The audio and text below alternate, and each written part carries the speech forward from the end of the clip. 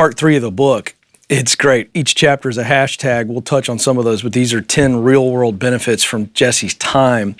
But I recall in reading the book that post-trip, you were marveling at how much effort the monks put into the little things. And so you were just talking about their day-to-day duties.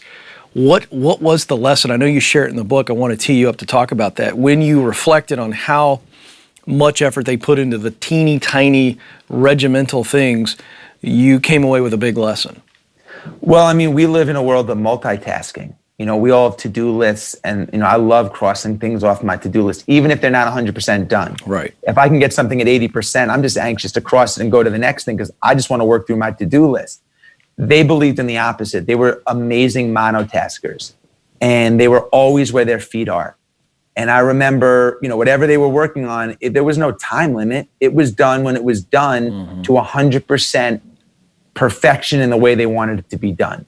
I remember one day after a retreat, they had a big retreat one day, and they had about a couple hundred people there that had lunch. And after lunch, I had to clean the dishes. That was my job. I was like the pledge. I was like the rookie on the team. They gave me the dishes. So I was cleaning the dishes, and they kept bringing more dishes because there were hundreds of people, and the dishes started stacking up.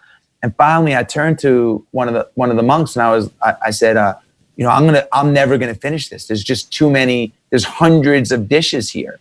And he looked at me. He said, "There's not hundreds of dishes. There's only the dish that's in your hand."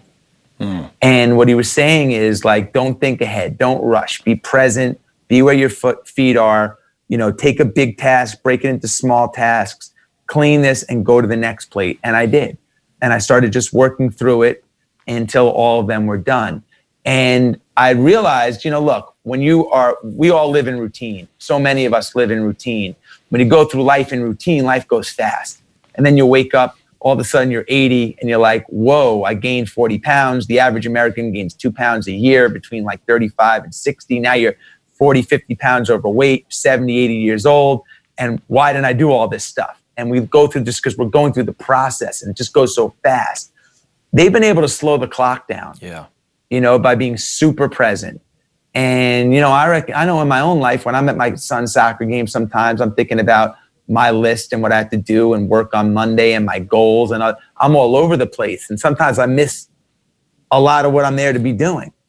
So when I came home, I made a really big mental note to kind of always try to be where my feet are. That's really good. Okay, so I want to stay where you were just at because I'm curious what began to change in you. You know, you're moving fast. You got a lot going on. Your wife's got a lot going on. You got kids. Everything is moving fast. How long did it take you into the 15 days where, and this may not even be the right question, I don't mind if you correct it, but I'm wondering, when did the intentional slowdown, when did it rewire your brain? Well, you know, after like day 2 or 3, even day 1, I said to myself, there's no way I'm going 15 days. Right. And the reason was I was like, well, no one's going to care if I'm there for 3 days or 5 days versus 15 days. Right. You know, what's the real benefit? And I started negotiating my goal. My goal was 15 days, and I started giving myself an out, which I realized I do in a lot of areas of my life. You know, like I worked hard enough. Like, why do I have to keep going? Well, you said you're going to work out for an hour. It's only been 40 minutes. No, but I've done a really good 40 minutes. I'm done. No. The goal was an hour. Or, you know, I have to go, I'm going to return all my calls before I go out and meet my friends for dinner. I got a couple left, but I did great. I got through 70% of my list. I'm going to go. No. You told yourself you're going to do all the calls. So we all negotiate our goals. But goals should be unwavering. So once I finally settled in and I'm like, you know what? Day 4 or 5, I'm here. I'm here for 15. I'm here for the duration. Once I got that in my head, and I realized, like, I'm not going to cut any corners here. This is the one time. I'm never going to get a chance to do this again in my life. I don't want to be the 80% version of me. I want to be the 100% version of me. And it starts today. It starts with me sticking it out for 15 days, not for 10 or 12 days. Once I made that commitment and I really settled into, okay, I'm here. Let me get as much out of it as I can. I saw a shift because I was doing it for me. and not for any other reason. At that point, I was there for me, not for a book, not to tell stories at the dinner table, but for me to actually experience it and surrender the fact that, okay, I'm away from my 4 kids, I'm away from my wife, I'm away from work, but let me enjoy it. Once that transition happened, that's when the floodgates started opening up for a lot of life lessons and just what proved to be an amazing experience. And what really helped me get back in tune with my own gut. You know, when I went there, like probably a lot of listeners, your listeners, yourself included, like we get bombarded with bills, emails, requests, meetings scheduled, family requests for time, friends requests for time, kids, like it's like we're always getting hit with stuff and we react to that. And then we have social media and the news that impacts us on top of that. Like that's a lot to process.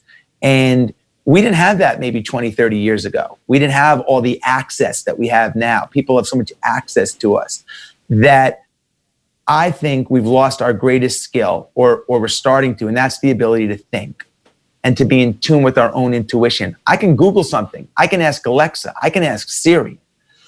When do we ever get the time to actually be alone and get in tune with our own gut? Yeah. And I could tell you, Ken, man, as an entrepreneur, you know, that probably didn't break 1,000 on his SATs. I don't remember what I got, but I don't think it was 1,000.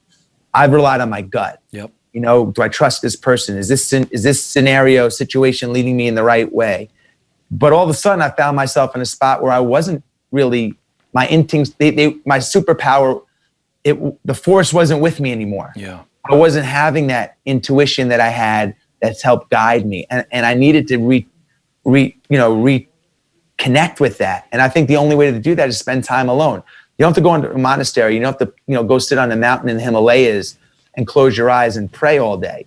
But you do have to spend some time alone or go to places where you think best. Yep. You do have to invest the time to reconnect. Otherwise, you're just going to be on this wild goose chase running all over the place. And for some people, it works. But ultimately, I think that will lead to burnout, fatigue, decision fatigue, and other things that we want to try to avoid.